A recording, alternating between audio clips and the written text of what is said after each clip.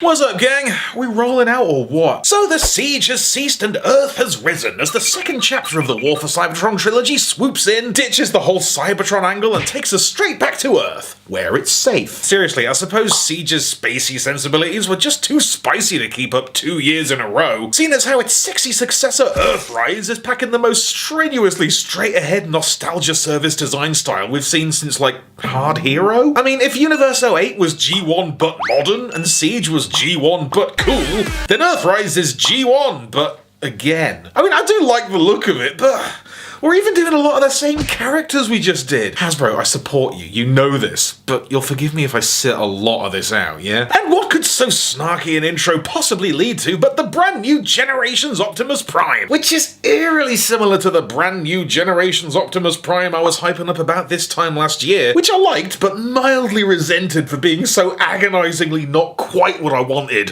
which was pretty much this. What am I, a schmuck? But you know, let's be cool, let's try and stay impartial. It's the big new Optimus Prime. Let's try and look at it with the naive eyes of the casual consumer who sorta remembers what Transformers were before the live-action movies overwrote everything. Beep boop, familiar thing sighted, disseminating currency. Sorry, I feel like I got here. But yes, look at this. Earthrise Optimus is certainly something to behold. It is, without embellishment, the purest possible updated version of Optimus Prime. Alright, thanks for watching, like and subscribe and ring the bell. Sorry, like, literally that's what this is. I mean, with Earthrise, I honestly get more of a micro masterpiece vibe than anything. Just as faithful as possible to the original toys and shows with full modern engineering, but at supermarket prices. So come on, let's check out this cheeky chief bot, because the overall design's gorgeous, obviously. Just a proud and powerful popper bot looking positively peerless in his scrumptious scarlet and ballsy blue, sculpted for the gods and without a siege smudge in sight. Hallelujah! I feel like there's some slight proportional weirdness though. Like, is it me or is that a lot of leg? Torso's totally tight though, with stunning steely blue truck titties and a heckin' pectoral precipice over that slinky waistline. Touch of unwieldy wheel weight just above his butthole that doesn't look ideal and also sorta stops his waist from fully flexing. But that's literally the only real problem with it. Like, both with the look and with the movement is just this one ass flap. We'll live, because it's otherwise basically flawless. Posing goes super hard with every joint, it does the lot and looks dope doing it. Like, the legs are ludicrously long and limitlessly limber, looking legendary with the twin shin wheels and shiny thigh backs. Arms have definitely got the look down, just chunky red oblongs and why not. But they are a smidge stubby, so he can't quite do the opening the chest pose until it's already all the way open. Neither can he quite reach the second handle on his gun. Like, it would be cool if he could double hand it like a proper boss, but he's just too damn stumpy. But like, do you know how great it is having fingers on a figure this size? It looks so much more natural and expressive. Just one extra piece, one hinge, and it changes everything. Hardest working fingers in town is what they call your mum. But yeah, it's glossed over those accessories real quick there, didn't we? So naturally he's got a massive gun, which is thick as hell and all about the girth. Again, like your mum. And you can fold it away for easy backpack stashage, but I've never quite got it to go all the way down. Unlike your mum. And what's this within the windows but the Matrix? John Matrix. It's kinda good, I suppose. It's quite nicely made. Cheeky bit of light piping, love that. But sadly his sickly servos are just too short to reach in and do the darkest hour pose. Although I guess that's more of a Rodimus thing, right? So he just has to kind of swing it around in his hand like it's his ID. And as if that ain't enough, he's also packing a plain but practical shield and a rash of Siege Omni combat ports for what is technically backwards compatibility. Because did you know it's actually in the Constitution that Optimus Prime owns every gun?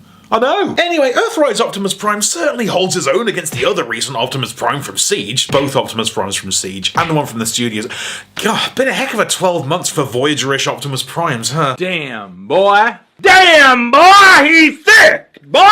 That's a thick-ass boy! But we should probably bring the Siege guy back in, because they are basically twins. Not strictly identical twins, but twins. Like, the torsos are definitely different, and the lower legs are definitely the same. They are retooled a bit here and there, but they've still got all the internals from where the Siege one's wheels flip around to the other side, even though this guy doesn't do that. Whatever. Swear down the heads are the actual same component though. And I mean, why not? What would you change? But there does seem to be a little less sparkle in the Earthrise guy's eyes, because they haven't painted the space between them. And as complaints go, that's a pretty minor nitpicky nerd-ass one. but it still is one. But I can't deny, they've played an absolute blinder here, lads. This robot mode's honestly as good as it gets. Just a beautiful bit of blatant geek bait that knows what you want and knows that you want it. Spectacular. Alright, sidebar real quick, let's do the box. So Earthrise is doing a new secret content thing with like a star map where you search for hidden planets using a red see-through decoder. Remember these, people over 30? Yeah, you do. And I don't fully get the astronomy thing. I'm sure it'll sort of reveal itself over time, but isn't it a bit heavy on the nostalgia focus to bring these back too? I already said I like it. You don't need to give me literal rose-tinted glasses. Oh, a bit warm, mate. Oh. Decoder fanning. Here's what I really want to know though. Why is he packaged like that? Like, I saw this on websites and that, and I kind of assumed there'd be something in the way down there, like an accessory pack or just a bit of the inner package, but there's nothing. So what is it, an alpha move? Is he taking up space to establish dominance? Like a Tory power stance? Are they just messing with us by making the Earthrise flagship figure stand like a dipshit for no reason? Why are you doing that?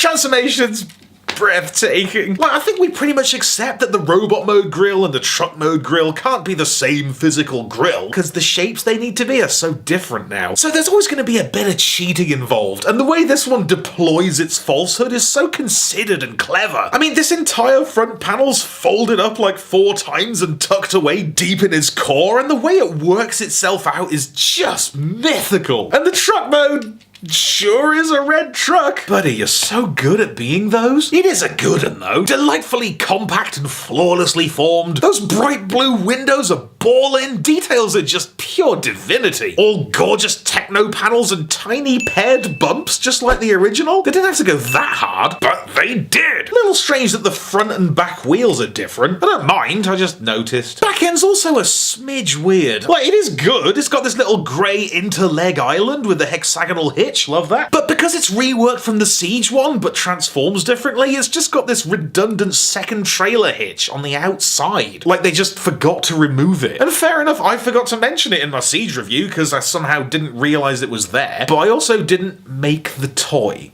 What's your excuse? Whatever, free weapon port. So while this is extremely good, and it is extremely good, it is very much in the Voyager size tier, and yet it still demands leader money thanks to the trailer. And that's very much the play with the current leaders. They're more like high quality Voyagers with a bunch of extra crap, and I wasn't sure whether Shockwave really sold it. I haven't even looked twice at Astro Train, and I love Astro Train. So Prime's trailer's really got to pull this one out of the bag. I don't even really like trailers that much either. I rarely find them that much fun unless you can do a super robot. They're usually just a huge empty box I've got to find space for somewhere. This is real life, bro. They don't just disappear out of frame. Ain't no subspace pocket dimensions around here. It's just stacks and stacks of boxes. Which is why I actually really appreciate how space efficient this one is. Like, it's not immaculate. Wheel sections are a smidge unsightly, and it's pretty tight on steering clearance. But it hits right. The stripes are perfect. It's got all the classic little inlaid greeblies. It just blows me away. What do you want? I'm no match for the fan service. And it does almost everything you want it to. You got a little robot friend for standing repairs and snoozy siestas. You can backpack it up for big guns and back rubs. There's like weapon storage, couple of cheeky underside siege ports. Can I get a deluxe class roller? But I think one of the best loved things about the trailer, even back to the Diaclone days, was that you could sneak a couple of Autobot cars in the back. But like, this trailer's smaller and the cars are bigger, so you can pretty much just about squish Prowl in there, but everyone else is too awkward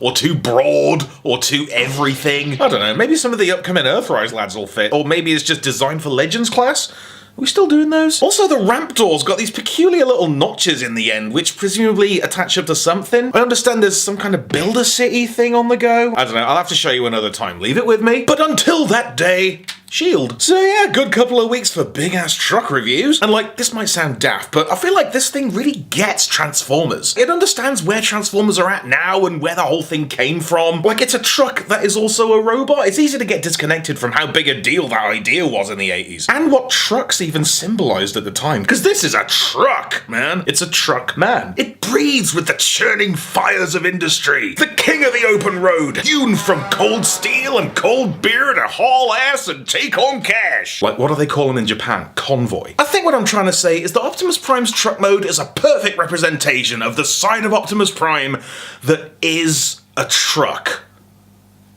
Yeah. So overall, I gotta say, I think Optimus genuinely justifies the leader price, because it is a really goddamn nice figure. And while the trailer's a bit on the basic side, it does give him that rarest of things among modern Optimus toys, a sense of completeness. This is the full package. This is IMO, the definitive modern version of G1 Optimus Prime, and if it's gonna be 45 quid rather than 22, then so be it. I'd rather fork that much out than 365 on sale! But it is so similar to the Siege one, and it bugs the shit out of me. I gotta say it, I gotta do right by 2019 me. This has gotta be the most straight ahead, honest to goodness, modern mainline G1 Optimus since like Classics 06. They definitely could have pulled off a micro masterpiece for a Voyager price point and just decided not to. Oh, 2019 me, you fool! You mark! You child! Don't you see? This is what everybody wanted. Of course it is.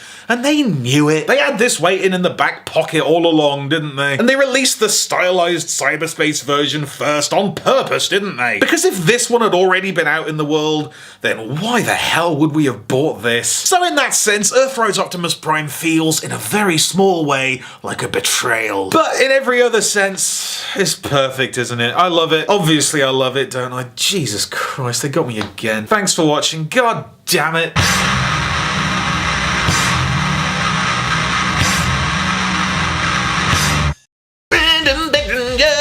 Okay, we have landed on Earthrise. Doesn't it feel good? Massive patrony love this month to Umar Ali, you absolute champ. Next time, baby. Be sure to subscribe for more Thew's awesome Transformers reviews. Limited appeal, keeping it real.